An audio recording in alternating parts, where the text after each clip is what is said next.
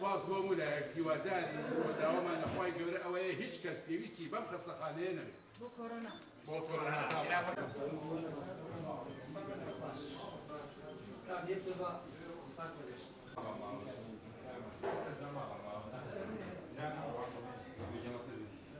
توانرا بۆ یەکەم جار ئەو تاقیگەی کە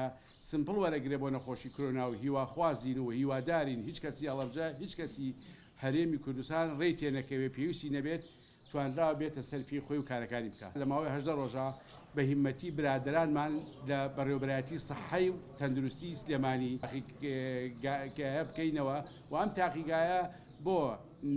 نیشانەداکردن و وەرگرتنی سمپڵی ئەو کەسانەیە کە ئەبن بە هەڵگری ڤایرۆسی کۆرۆنا هاوکار و پاڵپشتمان بوو بۆی وەها پرۆژەیەک لەناو هەڵەبجە کە خەونی هەموو تەندروستکارێک و پزیشکێکە و ئەو کەسانی کە لە تاقیگە ئیشەکەن کە وەها پرۆژەیەک لەناو هەڵەبجە دروست بێت ئێمە بتوانین بەدەر لەوەی کە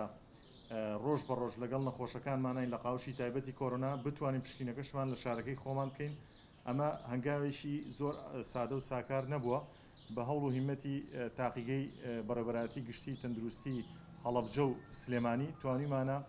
ئەمە بکەین بۆ ئەوەی کە ئەم بودجێش بودجەیەکی زەبەراح بوو ینی بەڕ